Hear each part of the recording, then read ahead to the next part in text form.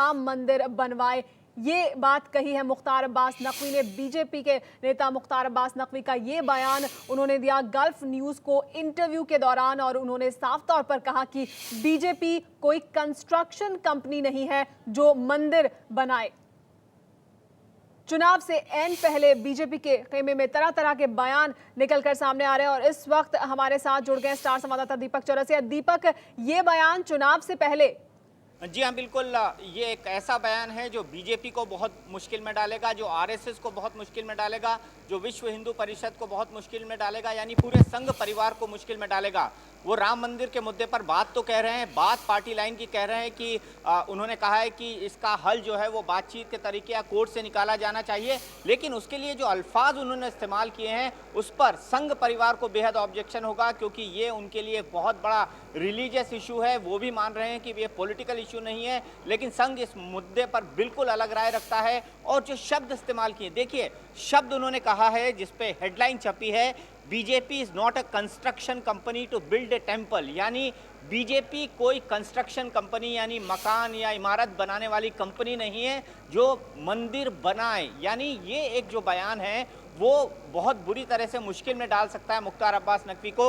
ये gulf news को उन्होंने इंटरव्यू दिया है, और साथ ही साथ वरुण गांधी के कमेंट्स पर उन्होंने कहा है, जो मैं आपको कोट करके सुनाऊंगा, जो वरुण गांधी पर उन्होंने कहा है कि वरुण गांधी पर इलेक्शन कमीशन को कार्रवाई करनी चाहिए। उन्होंने कहा है, he said that Varun's remark were offensive and the election commission should take appropriate notice, यानी वरुण गांधी को भी उन्होंने लपेटा है। उन्होंने कहा है कि उनका बयान ठीक नहीं था और इलेक्शन कमीशन को इस पर आगे की कार्रवाई करनी चाहिए, एक्शन लेना चाहिए, नोटिस लेना चाहिए, जो वो ले रही है। लेकिन जो बात सबसे विवाद का मुद्दा बनेगा वो ये बनेगा कि आखिर राम मंदिर, बीजेपी को वो एक कंस्ट्रक्शन कंपनी कैसे कह सकते हैं? कैसे कह सकते हैं कि बीजेपी एक कंस्ट्रक्शन कंपनी नहीं है जो राम मंदिर बनाए? यानी कहीं ना कहीं उन्होंने आरएसएस की लाइन से बहुत अलग जाकर बात कही है। जो कंपैरिजन, जिन शब्दों के साथ उन्होंने कंपैरिजन किया है राम मंदिर के निर्माण का और बीजेपी का, वो बेहद आपत्तिजनक लगेंगे संघ परिवार को, एक ऐसे वक्त जब संघ की बैठक चल रही है। और आज ही जो सत्ता परिवर्तन संघ के अंदर हुआ है,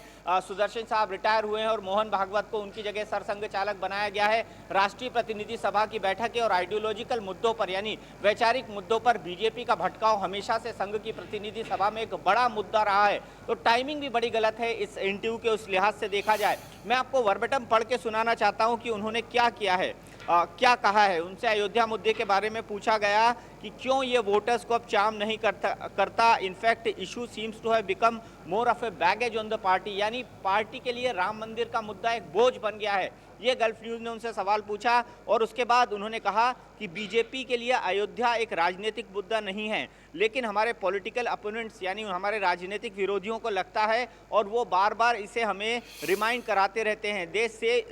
They say we have forgotten the issue of construction of Ram temple and that we are not doing anything about Article 370 and Common Civil Code, यानी राम मुद्दा धारा 370 और कश्मीर जो है उस मुद्दे को, कॉमन सिविल कोड के मुद्दे को बीजेपी भूल गई है।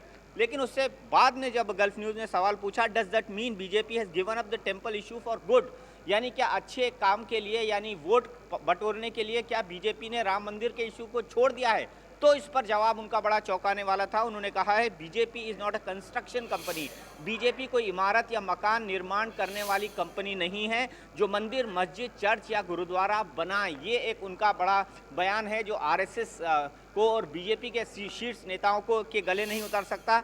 उन्होंने हालांकि कहा है कि हम इस सपोर्ट को, इस कॉज का यानी इस मंदिर बनाने का समर्थन करते हैं, लेकिन उसको बातचीत या फिर कोर्ट के रास्ते से होना चाहिए। तो आखिरी की दो लाइनें तो उन्होंने ठीक बोली है, लेकिन उन्होंने जो कंपैरिजन किया है राम मंदिर को बनाने का और बीजेपी को कंस्ट्रक्शन कंपनी का, ये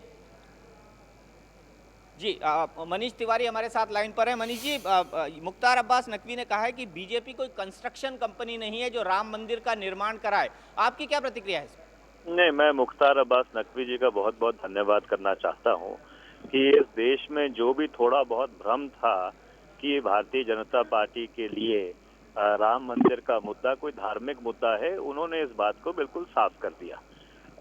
जहां तक भारतीय जनता पार्टी का सवाल है, अगर आप उनका चाल चलन और चरित्र देखो तो उन्होंने सिर्फ धार्मिक भावनाओं को भड़काकर उसका सदा राजनीतिक लाभ लेने की कोशिश की है। तो उनके लिए ना राम मंदिर का मुद्दा कभी धार्मिक मुद्दा था और ना आगे रहेगा। ये तो एक राजनीतिक मुद्दा था धार्मिक ध्रुवीकरण करने के लिए और उसका फायदा उठाने के लिए, और उसका पर्दा आज मुख्तार अब्बास नकवी जी ने पूरी तरह फाश कर दिया है, ये कह के कि Bharatiya Janata party construction company नहीं है। पर इसमें मैं सिर्फ एक बात जोड़ना चाहता हूं कि इसमें थोड़ा सा संशोधन मुख्तार अब्बास नकवी जी को करना चाहिए था। कंस्ट्रक्शन कंपनी तो बीजेपी नहीं है, पर डिस्ट्रक्शन कंपनी जरूर है। तो आप मानते हैं कि मुख्तार अब्बास नकवी का ये बयान जो है वो भारतीय जनता पार्टी की जो फिलॉसफी है उसके बिल्कुल विपरीत है, क्योंकि वो राम मंदिर के मुद्दे को लेकर हमेशा भी राजनाथ सिंह ने नागपुर में कहा था, आडवाणी साहब ने अपने भाषण में कहा था। तो आपको लगता है कि मुख्तार अब्बास नकवी भटक गए हैं अपनी पार्टी लाइन से? नहीं, मुख्तार अब्बास नकवी का जो बयान है वो भारतीय जनता पार्टी के बिल्कुल विपरीत नहीं है। भारतीय जनता पार्टी की जो असल राय है राम मंदिर के मुद्दे के ऊपर कि उन्होंने इसका प्रयोग किया था भावनाएं भड़काने के लिए और वोट लेने के लिए। अब जब उनको लगता है कि ये काट की हांडी दोबारा नहीं चढ़ेगी तो उन्होंने इस मुद्दे को उठा के फेंक दिया है। लेकिन तो मुख्तार अब्बास नकवी ने कोई गलत बात नहीं की है। जो भारतीय जनता पार्टी का सही चेहरा है वो के सामने लेके आए हैं। लेकिन आप भी इसको काट की हांडी कह रहे हैं, आपको नहीं लगता आप भी लोगों की धार्मिक भावनाओं को थोड़ा सा उकसा रहे हैं? देखिए, जहां तक मंदिर निर्माण का सवाल है, जो शंकराचार्य जी हैं उन्होंने एक बार एक बयान दिया था कि उत्तर भारत में बहुत ऐसे मंदिर हैं जो वीरान पड़े हैं। तो लगता है मनीष जी से हमारा संपर्क कट गया है।